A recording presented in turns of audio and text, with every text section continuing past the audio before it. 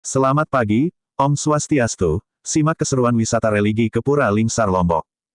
Sulit dipercaya, bahwa di dunia ini ada dua umat yang memiliki latar belakang etnis, kultur dan keyakinan agama, dapat hidup berdampingan di dalam melaksanakan ritualnya masing-masing dan perbedaan bagi mereka adalah sesuatu yang wajar dan logis dan dirasakan sebagai sebuah hikmah dari Tuhan Yang Maha Esa karena perbedaan akan membuat mereka menjadi saling mengenal dan kemudian menghormati keyakinan satu sama lain. Di sana ada sebuah sanggah kekeramatan yang diusung oleh kedua umat tertentu sesuai persepsi dan versi keyakinan agama masing-masing.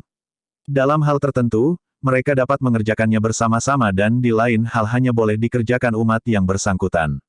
Tradisi dan kepercayaan untuk mensyukuri sebuah mata air yang ada di sanggar itu atau dikenal dengan istilah kemalik, dipercaya sebagai anugerah Tuhan Yang Maha Esa menjadi sebuah sumber kehidupan, memantik semangat untuk menyusun sebuah kepranataan, rasa tanggung jawab dan pengorbanan tanpa pamrih sebagai ungkapan rasa syukur dalam bentuk sebuah upacara. Dan amatlah lazim bila untuk memantapkan rasa kesungguhan umat, cita-cita berkorban tersebut diusung melalui dukungan susunan mitologi atau legenda. Dalam melestarikan sebuah mata air yang diakui dan diyakini oleh kedua umat sebagai sebuah kawasan sakral dan magis, sesuai dengan tradisi kultur dan keyakinan masing-masing umat. Maka ada sebuah upacara, Perang Topat, yang disung oleh umat Sasak yang kegiatannya berlangsung dalam waktu dan tempat bersamaan dengan upacara odalan atau pujawali yang dilakukan oleh umat Hindu dan kedua umat dapat dengan hikmat melaksanakan upacaranya masing-masing. Nama pura, Kemalik Lingsar ini mulai muncul ketika orang Bali pertama kali datang ke Lombok.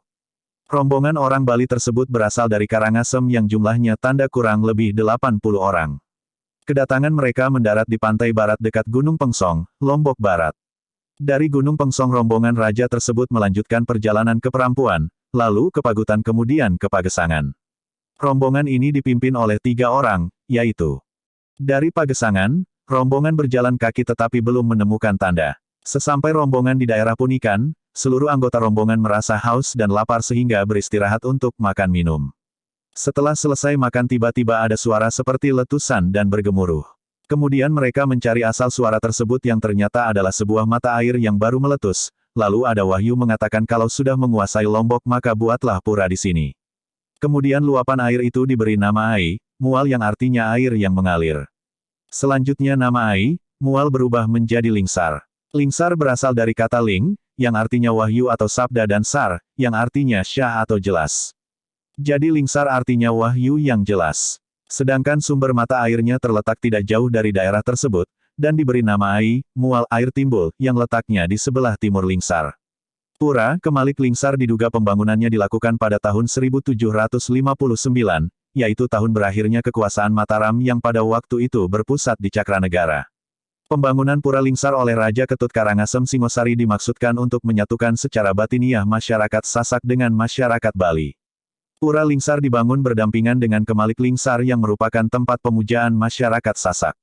Jauh sebelumnya di lokasi ini masyarakat Sasak telah melakukan pemujaan terhadap sumber mata air yang mereka sebut Kemalik. Kemalik berasal dari kata Malik dalam bahasa Sasak yang artinya keramat atau suci. Sumber mata air yang ada di Kemalik ini oleh masyarakat Sasak dikeramatkan atau disucikan karena tempat tersebut mereka yakini sebagai tempat hilangnya, Moksa, seorang penyiar agama Islam Wetu Telu yang bernama Raden Mas Sumilir dari Kerajaan Medain. Keberadaan ajaran Islam Wetu Telu di daerah Lingsar ini berasal dari Jawa melalui Bayan, atas instruksi Sunan Pengging dari Jawa Tengah pada permulaan abad 16. Islam waktu Telu ini adalah sinkritisme Hindu, Islam. Sumber ajarannya berasal dari ajaran Sunan Kalijaga. Sinkritisme ini dalam kepercayaan mistik merupakan kombinasi dari Hindu, Adwaita, dengan Islam Sufisme, dengan ajaran Panteisme. Sehingga animisme masih berlaku terus dan mistik dari segi agama bisa diterima secara sukarela oleh semua penduduk Lombok yang masih paham animisme. Ajaran inilah yang kemudian dinamakan Wetu Telu. Menurut ajaran Hindu, orang yang beragama lain tidak boleh dipaksa menerima ajaran agama Hindu. Tetapi yang dipaksa oleh Raja Bali adalah ajaran bahwa semua orang harus berterima kasih kepada Tuhan dengan agama, kepercayaan dan caranya masing-masing. Dengan adanya kepercayaan ini maka pembangunan yang dilakukan oleh anak Agung Anglura Gede Karangasem pada tahun 1759 di Lingsar diperuntukkan bagi dua jenis golongan masyarakat, yaitu bagian bangunan bagi masyarakat Hindu dinamakan Gaduh, yang artinya pura. Bagian bangunan bagi masyarakat penganut Wetu Telu dinamakan Kemalik, yang artinya keramat. Gaduh dan Kemalik ini boleh dipakai kapan saja menurut keperluan agamanya masing-masing, tetapi hanya sekali setahun harus diadakan upacara bersama, yaitu Perang Topat. Perang Topat adalah suatu kegiatan upacara dalam bentuk perang-perangan dan topat atau ketupat sebagai senjata yang dipakai dengan cara saling lempar dengan sesama teman. Perang Topat diadakan sebelum menanam padi tetapi setelah datangnya musim hujan. Maksud dari acara ini adalah untuk mengembalikan hasil tanah berupa topat kepada asal Lingsar. Hasilnya tersebut akan menjadi rabuk bubus lowong untuk bibit padi yang akan ditanam. Yang utama menghadiri upacara tersebut adalah anggota Subak Kecamatan Lingsar dan Narmada. Perang Topat merupakan ungkapan sukacita atau terima kasih kepada Sang Pencipta. Tiap tahun sebelum Perang Topat, ada beberapa orang dari Subak ini yang naik ke Gunung Rinjani dengan membawa benda-benda yang terbuat dari emas berbentuk udang, gurami, nyale, dan kura-kura. Benda-benda ini nantinya akan dibuang ke Danau Segara Anak dengan maksud untuk memohon kemakmuran. Kompleks Pura dan Kemalik Lingsar merupakan kompleks taman yang besar dengan bangunan pura di dalamnya. Bangunan pura sendiri tidak begitu besar tetapi mempunyai beberapa keistimewaan. Pura ini terdiri atas 3 kompleks, yaitu Kompleks Pura Lingsar, Pura Gaduh. Kompleks Kemalik. Kompleks Pesiraman. Kompleks Pura Lingsar, Pura Gaduh, terletak di bagian atas sebelah utara menghadap ke barat dan merupakan tempat ibadah umat Hindu. Sedangkan Kompleks Kemalik dan Kompleks Pesiraman terletak di bagian bawah di sebelah selatan, juga menghadap ke barat tetapi letaknya sedikit ke utara mengarah kiblat. Bangunan Pura Lingsar, Pura Gaduh, dan Kemalik dihubungkan dengan 2 buah kori agung.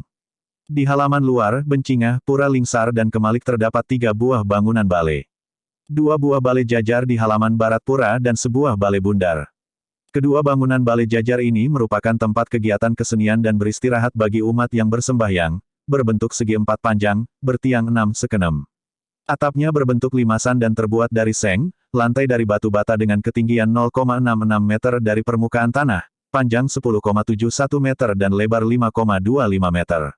Bangunan balai bundar terletak di halaman Jabapisan, halaman luar Kemalik, yang merupakan tempat kegiatan rapat dan beristirahat bagi umat yang bersembahyang. Bentuknya segi 4 panjang, dan bertiang 6 sekenem. Atapnya berbentuk limasan dan terbuat dari seng, lantainya dari batu bata dengan tinggi lantai dari permukaan tanah 0,60 meter, panjang 6 meter, dan lebar 6 meter. Di samping bangunan-bangunan tersebut di atas, di sebelah selatan Pura Kemalik terdapat pancuran siwak, 9 buah pancuran, yaitu bangunan yang merupakan tempat mandi kaum laki-laki dengan panjang 21,50 meter dan lebar 3,50 meter di sebelah barat, dan tempat mandi kaum perempuan yang letaknya di sebelah barat dengan panjang 18,50 meter dan lebar 4,20 meter. Kemudian pada pancuran yang berada di sebelah barat pemandian kaum wanita ada pancuran yang dinamakan Pancuran Loji, pancurannya sebanyak 2 buah. Pada bagian paling selatan kompleks taman terdapat kolam ageng berukuran keliling 6.230 meter persegi. Sedangkan perigi kolam terbuat dari pasangan batu kali yang direkat dengan Portland semen PC. Di sebelah utara halaman luar, Bencingah, terdapat kolam kembar. Halaman tempat kolam kembar ini dikelilingi oleh tembok yang bahannya dari batako. Pada sisi sebelah selatan dan sisi sebelah utara terdapat candi bentar dari batu bata. Candi bentar yang ada di sebelah selatan merupakan pintu masuk ke halaman Bencingah, sedangkan candi bentar yang ada di sebelah utara merupakan pintu masuk ke halaman parkir Jabaan. Di halaman parkir ini terdapat bangunan gedung baru yang dimanfaatkan sebagai tempat pagelaran.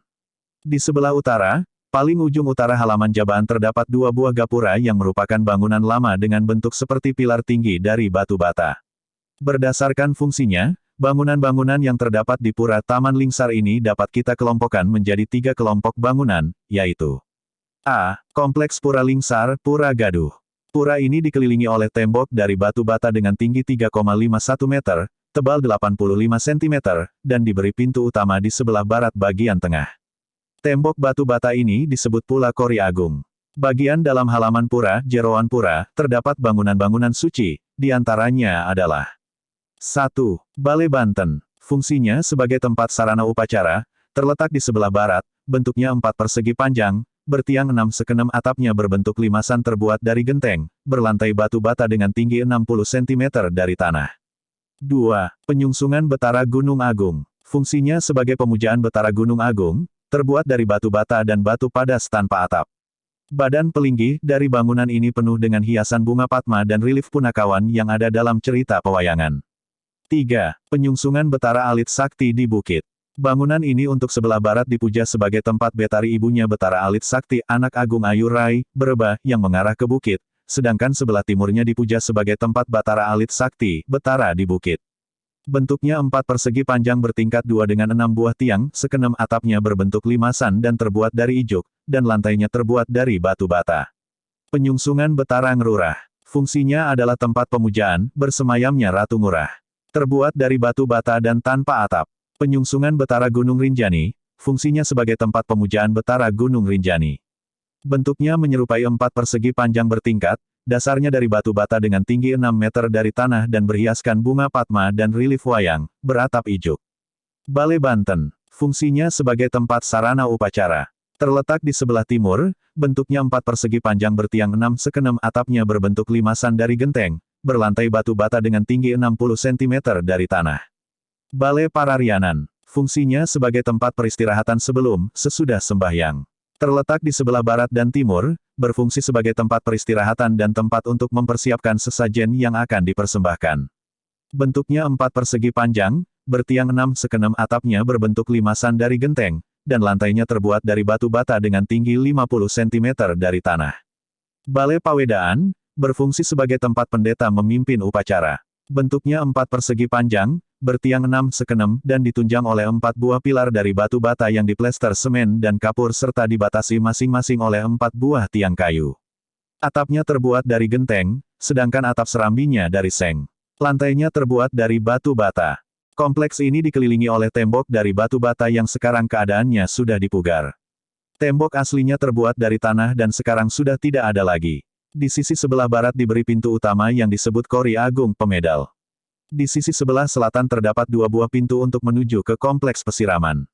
Bangunan-bangunan yang ada dalam kompleks Kemalik ini adalah penyungsungan Betara Gede Lingsar Betara Lingsir, bentuknya menyerupai segi 4 dengan dinding keliling dari batu bata setinggi 1,50 meter.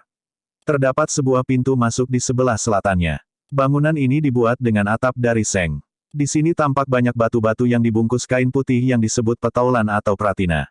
Konon orang-orang yang datang bersembahyang, berziarah untuk memohon sesuatu, jika terkabul mereka akan datang kembali dengan membawa batu yang diletakkan dalam bangunan ini.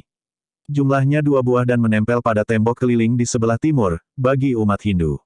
Sedangkan bagi umat Sasak berkeyakinan bahwa petaulan adalah sebagai sarana, tali penghubung, yang secara hakikat berarti tempat menghubungi Al-Malik Allah SWT atau tempat bermunajat atau berdoa kepada Tuhan Yang Maha Esa. Arca Garuda Wisnu, yang disebut Batara Wisnu atau Batara Gangga. Balai Sekepat, jumlahnya 2 buah dengan masing-masing tiangnya berjumlah 4 buah bangunan ini terletak di sebelah barat dan timur. Balai Sekepat yang terletak di timur dengan atap genteng, berlantai batu bata setinggi 30 cm dari tanah. Balai Sekepat yang berada barat digunakan sebagai tempat pawedaan dalam prosesi upacara dan tempat pedande memimpin upacara, sedangkan Balai Sekepat yang berada di sebelah timur digunakan sebagai tempat banten untuk mempersiapkan sarana upacara lainnya. Bangunan baru, yang berfungsi sebagai tempat peristirahatan bagi umat Hindu dan Sasak yang bersembahyang.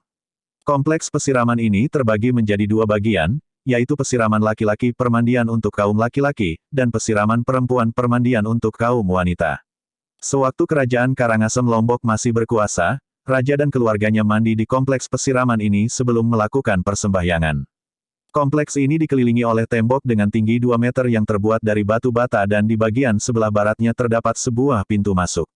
Di dalam kompleks pesiraman ini terdapat beberapa bangunan, yaitu bangunan Betara Bagus Belian, jumlahnya 5 buah di tempat pesiraman laki-laki dan 4 buah di tempat pesiraman wanita.